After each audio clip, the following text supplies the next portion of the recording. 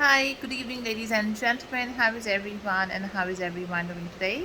I'm quickly recording this Q&A I received on my mail today by Rajiv Mishra from New Delhi about a career choice and the scope of a particular field of study. So, thank you so much, Rajiv. इतना अच्छा, इतना प्यारा mail लिखने के लिए. और राजीव ने कहा कि मैं ये वीडियो हिंदी में रिकॉर्ड करूँ, तो आपके लिए ही मैं ये वीडियो को हिंदी में रिकॉर्ड कर रही हूँ राजीव. थैंक यू, आपने मुझे ये मेल लिखा. और आप ही नहीं, क्योंकि मैं एक एजुकेटर हूँ इस फील्ड में, ये क्वेश्चन मुझसे डेली बच्चे पूछते रहते हैं, मेरे स्टूडेंट्स पूछते रहते हैं. और ये एक कॉमन क्वेश्चन है आजकल की जनरेशन में, बल्कि हर जनरेशन में. स्टूडेंट्स को क्लैरिटी नहीं होती है, कन्फ्यूजन होता है. एक पर्टिकुलर कोर्स ऑफ स्टडी को चूज़ करने के बाद वो कंफ्यूज हो जाते हैं कि हमें इसी फील्ड में काम करना चाहिए कि नहीं करना चाहिए, हमें ये पर्टिकुलर कोर्स परस्यू करना चाहिए या नहीं करना चाहिए. ये होता है, ये सबके साथ होता है. It's a very common thing. तो मैं आपसे सिर्फ इतना बोलना चाहती हूँ कि जब देखिए, जनरेशन जो है, हमारी जो जनरेशन है, ये इवॉल्व होती रहती है. अब 1940s में और 50s में जो जनरेशन थी, उससे आगे की जनरेशन इवॉल्व हुई, वो ज़्यादा स्मार्टर थी उस जनरेशन से. अब 2000s में आए, फिर 2000s के बाद 2010 में आए, उसके बाद अब मिलेनियल्स आए, फिर मिलेनियल्स के बाद अब जनरेशन जेड है. तो जितना आप इवॉल्व होते जाते हैं, उतनी ज़्यादा आपके अंदर स्मार्टनेस आती जाती है. और जाहिर है, डेवलपमेंट्स होते रहते हैं, टेक्नोलॉजी के डेवलपमेंट्स होते रहते हैं, हर चीज़ इजीली अवेलेबल है, आप रिसर्च कर सकते हैं, पढ़ सकते हैं हर एक चीज़ के बारे में. आपके पास सारी लिटरेचर अवेलेबल है. आप किसी भी फील्ड ऑफ स्टडी में जाना चाहें, आप उसके बारे में रिसर्च कर सकते हैं. आप उसे देख सकते हैं कि ये मेरी पर्सनालिटी के साथ कंपैटिबल है या नहीं है. आप वो फील्ड ऑफ स्टडी चूज़ करिए, राजीव या XYZ जो भी स्टूडेंट्स ये वीडियो देख रहे हैं, जो आपकी पर्सनालिटी से कंपैटिबल हो. अगर आप अथॉरिटेटिव हैं, तो आपको ऐसी फील्ड्स में जाना चाहिए जहाँ पे अथॉरिटेटिव डिसीजन मेकिंग की ज़रूरत है. अगर आप एम्पैथेटिक हैं, आपके अंदर सॉफ्टनेस है, काइंडनेस है, जेनरॉसिटी है, आप बच्चों के साथ, छोटे बच्चों के साथ या अच्छे से आप मिक्सअप हो सकते हैं, या आपके अंदर पेशेंस है, एक्सप्लेनेशन की पावर ज़्यादा है, तो आपको टीचिंग फील्ड में जाना चाहिए. अगर आप दूसरों की प्रॉब्लम्स को समझ सकते हैं, उनके साथ आप पेशेंस रख सकते हैं, तो आपको काउंसलिंग फील्ड में जाना चाहिए. इसी तरह से आप अगर बहुत क्रिएटिव हैं, तो आपको राइटिंग की फील्ड में जाना चाहिए, आर्टिस्ट बनना चाहिए, फिल्म प्रोड्यूसर बनना चाहिए. आप बहुत अच्छा सिंगिंग करते हैं, आपको सिंगर बनना चाहिए. आप कोई इंस्ट्रूमेंट बहुत अच्छा प्ले करते हैं, आपको गिटारिस्ट, ड्रमर या जो भी कुछ आप इंस्ट्रूमेंट प्ले करते हैं, आपको उस फील्ड में जाना चाहिए. आप इनोवेशन करना जानते हैं, आप हर वक्त फाइंडिंग्स में रहते हैं, रिसर्च में रहते हैं, आप इंजीनियरिंग की फील्ड में जा सकते हैं, IT स्पेशलिस्ट बन सकते हैं, जो भी आपका इंटरेस्ट है. तो इंटरेस्ट जो होता है, वो जब हम छोटे होते हैं तभी से हमारे अंदर डेवलप होना शुरू हो जाता है, हमारी एनवायरनमेंट, हमारी सराउंडिंग से. और फिर हमारी पर्सनालिटी इतनी डेवलप हो जाती है कि हमें ये पता होता है कि ये चीज़ हमारी पर्सनालिटी से कंपैटिबल है.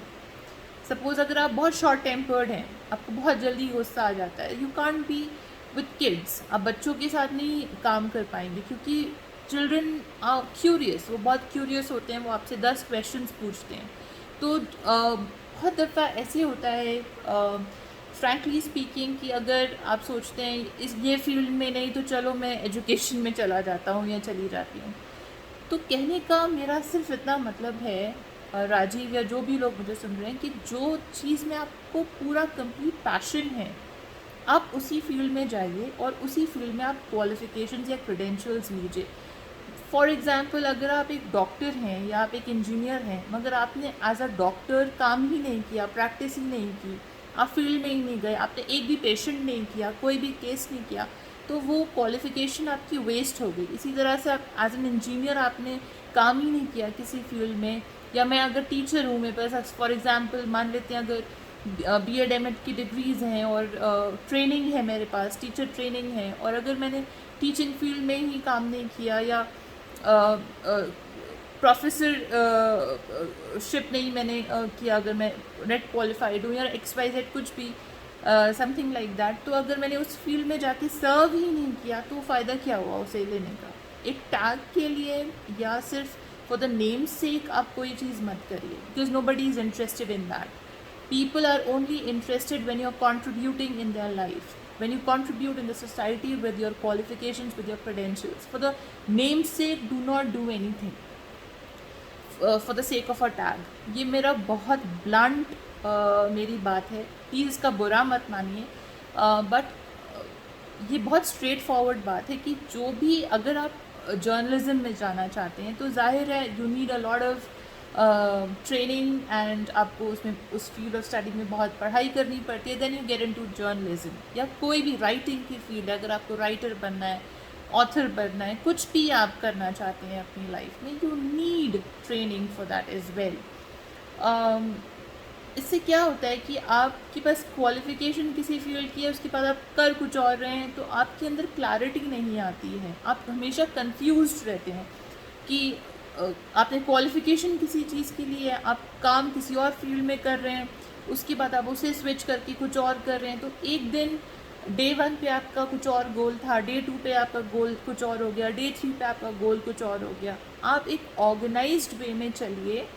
देखिए, नॉलेज गेन करने में कोई बुरी बात नहीं है, आप नॉलेज ज़रूर गेन करिए, और बाकी at the end of the day ये आपकी अपनी चॉइस है कि आप अपनी लाइफ में क्या करना चाहते हैं. मगर मेरे पर्सपेक्टिव में आप डे 1 से एक ही गोल सेट करके चलिए, रिसर्च करिए, थॉरोली रिसर्च करिए, अपने टीचर्स से बात करिए 11th 12th में जाके. अब तो time has evolved, it has changed completely, system has changed completely. तो definitely go and talk to your teachers. जिस भी टीचर्स से आप बात करते हैं उनसे सब्जेक्ट के बारे में बात करिए, उसके आगे फर्दर क्या करियर ऑप्शंस हो सकते हैं उसके बारे में बात करिए. करियर काउंसलर्स से आप काउंसलिंग भी ले सकते हैं. एंड उसके बाद आप कोई पर्टिकुलर स्पेशलाइजेशन चूज़ करिए या कोई फील्ड ऑफ स्टडी को चूज़ करिए. उससे आप अपना टाइम भी सेव कर रहे हैं, आप अपने रिसोर्सेज को भी सेव कर रहे हैं, और फिर आपको एक क्लैरिटी है कि आपको लाइफ में क्या करना है.